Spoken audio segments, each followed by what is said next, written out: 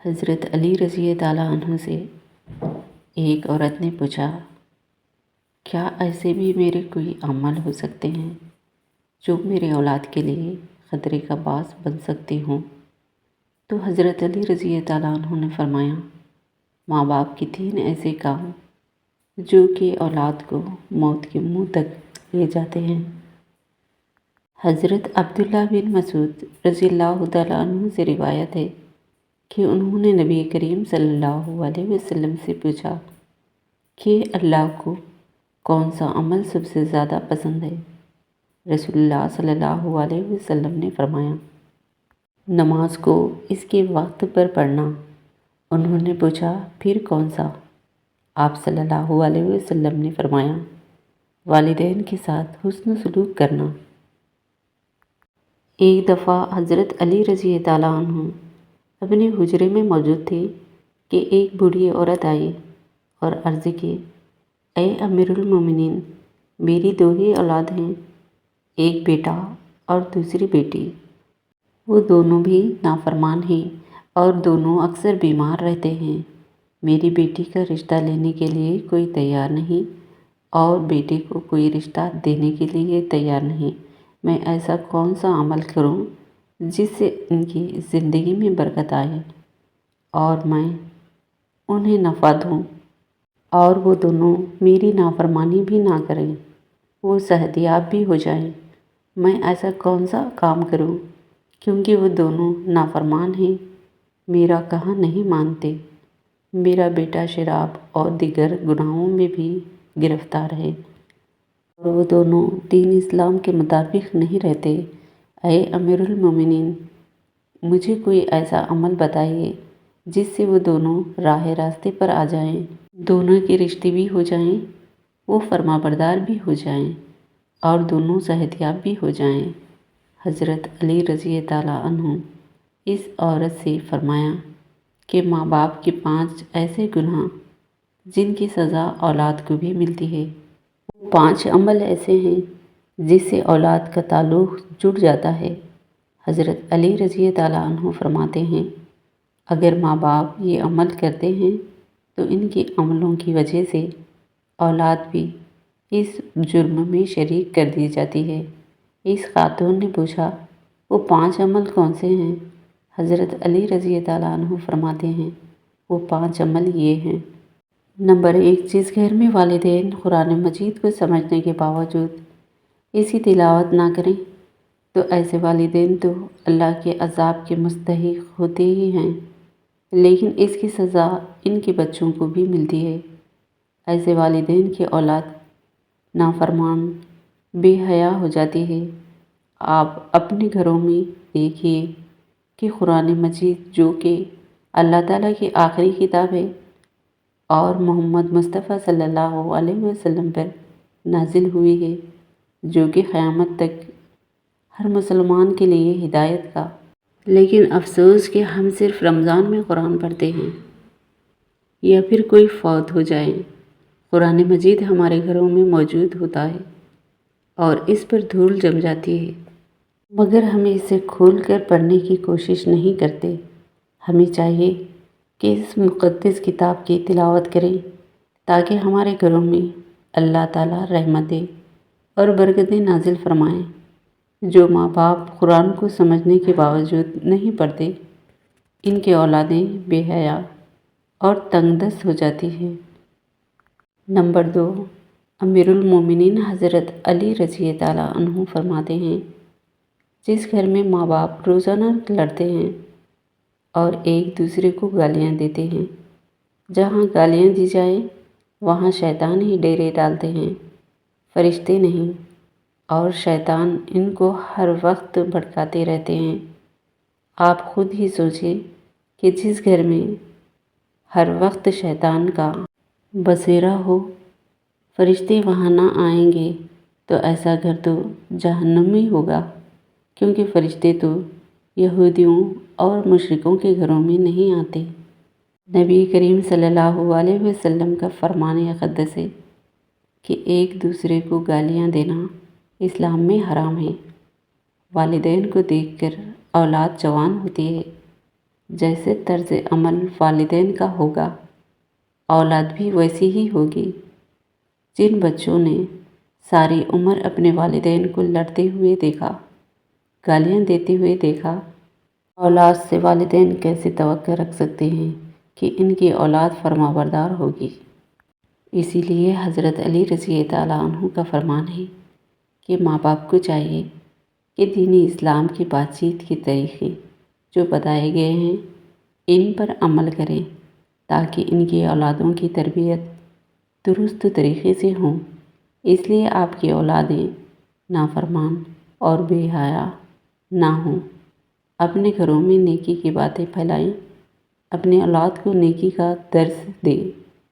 اپنی بیٹیوں کو حضرت فاطمۃ الزہرا اور حضرت عائشہ صدیقہ رضی اللہ تعالیٰ عنہ کے واقعات بتایا کریں، ان کے طرز زندگی کے متعلق بتایا کریں تاکہ ہماری بیٹیاں باحیا اور پردہ دار ہوں۔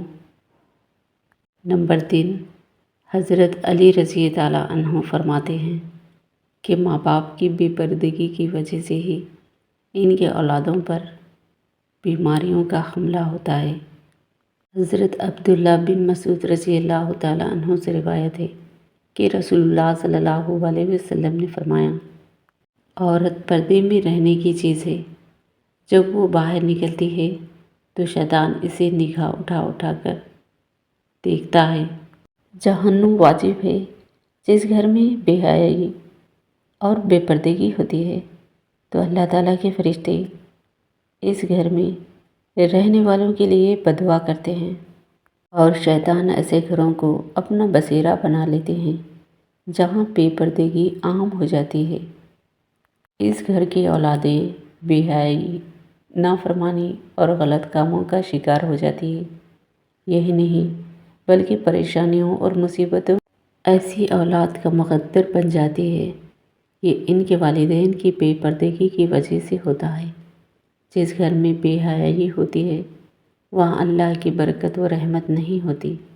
ایسے ماں باپ کی اولادیں فتنوں میں اور بلاؤں سے محفوظ نہیں رہتے، کیونکہ اللہ کے فرشتے جو کہ ان فتنوں کا روکتے ہیں وہ تو اس گھر سے چلے جاتے ہیں۔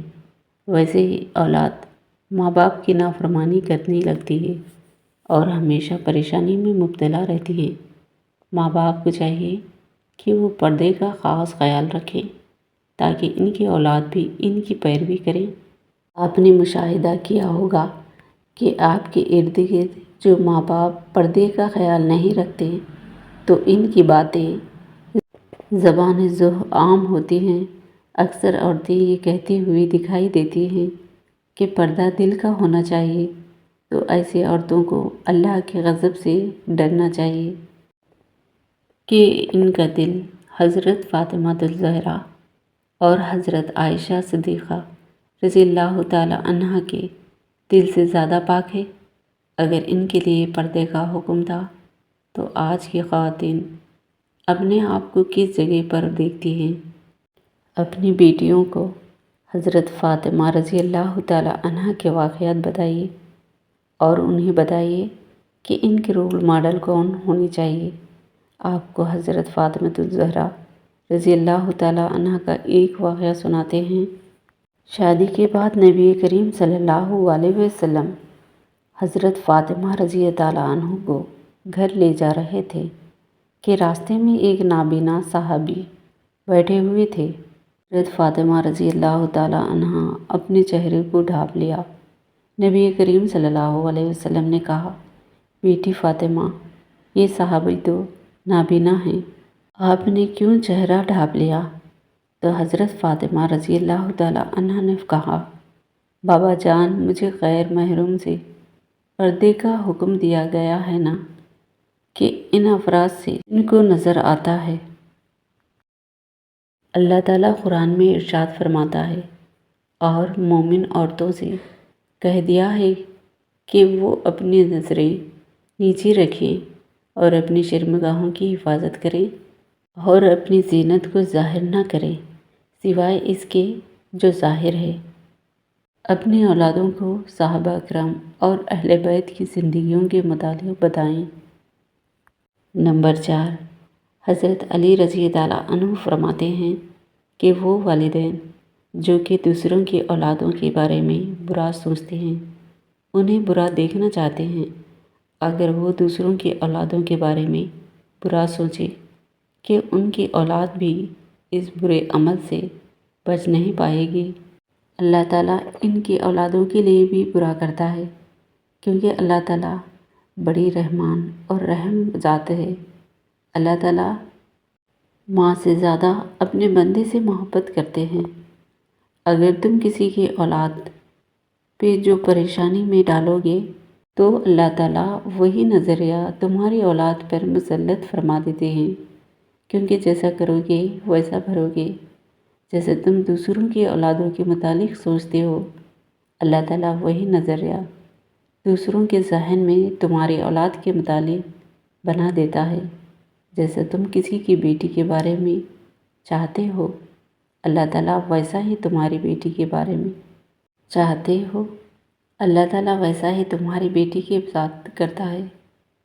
حدیث پاک کا مفہوم ہے کہ نبی کریم صلی اللہ علیہ وسلم کے پاس ایک صحابی آئیں اور عرض کیا، یا رسول اللہ صلی اللہ علیہ وسلم، فلاں صحابی عورت کو چھپ چھپ کر دیکھتے ہیں۔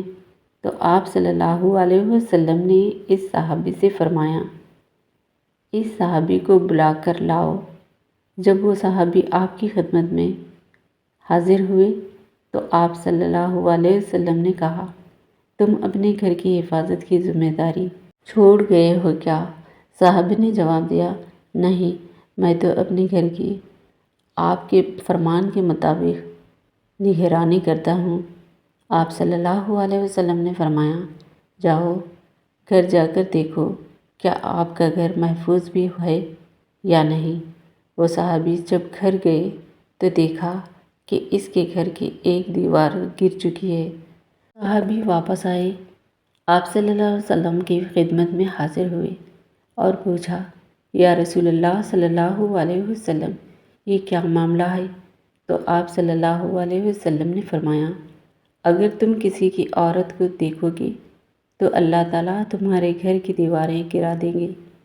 دوسروں کی بیٹیوں کو اپنی بیٹیاں سمجھو، ہر بہن کو اپنی بہن سمجھو، تاکہ تمہاری عزتیں بھی محفوظ رہ سکیں۔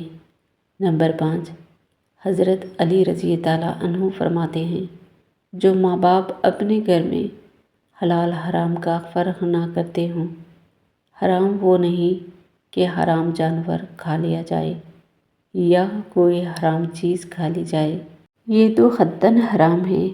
حرام وہ جو حلال کو حرام کر کے کھا لیا جائے، کسی کو دھوکہ دے کر اس کا حق کھا لیا جائے یا کسی غریب مسکین کا حق کھا لیا جائے تو یہ بھی حرام ہے۔ اگر حرام مال بچوں کو کھلایا جائے تو اولاد نافرمان، بے حیا اور بیماریوں میں مبتلا ہو جاتی ہے۔ آج کل یہ بیماری ہمارے معاشرے میں عام ہو گئی ہے۔ حرام کھانے والے اسے حلال سمجھ کر کھا رہے ہیں۔ اللہ تعالیٰ ہم سب کو رزق حلال کمانے کی توفیق عطا فرمائے، آمین۔